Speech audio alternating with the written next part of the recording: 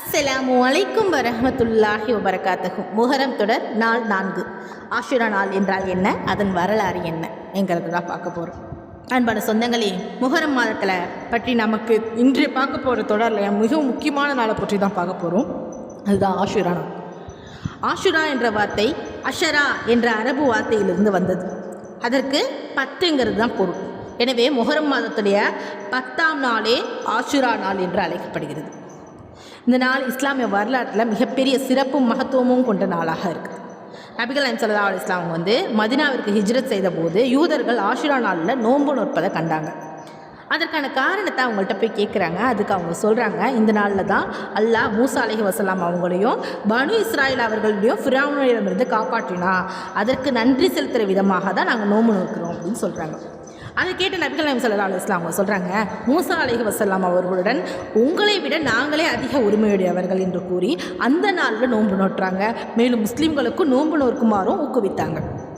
அன்பானவர்களே, ஆஷுரா நாளுங்கிறது வெறும் ஒரு வரலாறு நிகழ்வை நினைவுபடுத்தும் நாள் மட்டும் இல்லை, அது அல்லாஹ்வுடைய உதவி எப்போதும் உண்மையாளர்களுக்கு இருக்குங்கிறத நினைவுபடுத்தக்கூடிய நாள். கடன் முன்பாக இருந்தாலும் பின்னால் எதிரிகள் இருந்தாலும் அல்லாஹ் நாடினால் ஒரு வழியை திறந்து தருவான்ங்கிறத கற்றுத்தரும் நாள். மூசா அலைஹிஸ்ஸலாம் அவர்களை காப்பாற்றிய அதே அல்லாஹ் தான் இன்று நமது பிரச்சனைகளிலிருந்து நம்மை காப்பாற்ற வல்லவன். எனவே ஆஷுரா நாளை நம்ம அலட்சியப்படுத்தாமல் நோன்பு, துவா, திக்ர், நற்செயல்கள் கழிக்க வேண்டும்.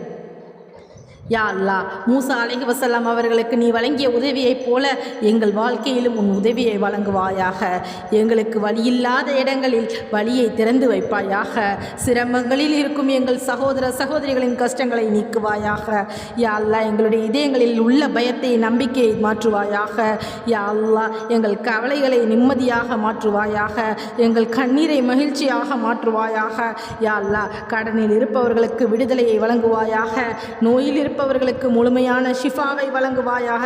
குடும்ப பிரச்சனையில் இருப்பவர்களுக்கு ஒற்றுமையையும் அமைதியையும் வழங்குவாயாக. யா அல்லாஹ், ஆஷுரா நாளில் நாங்கள் பரக்கத்தால் எங்கள் பாவங்களை மன்னித்து எங்கள் நற்செயல்களை ஏற்றுக்கொள்வாயாக. எங்கள் பெற்றோர்களையும் குடும்பத்தினரையும் பாதுகாப்பாயாக. எங்களுடைய இறுதி முடிவை ஈமானுடன் ஆக்குவாயாக. மறுமை நாளில் நபிகள் நாயகம் ஸல்லல்லாஹு அலைஹி வஸல்லம் அவர்களின் ஹவ்துல் கௌசரில் இருந்து எங்களை பருக செய்வாயாக. ஜன்னத்துல் ஃபிர்தௌஸ் எங்களுக்கு இடம் வழங்குவாயாக. ஆமீன் ஆமீன் யா ரப்பில் ஆலமீன். அஸ்ஸலாமு அலைக்கும் வரஹ்மத்துல்லாஹி வபரகாத்துஹு.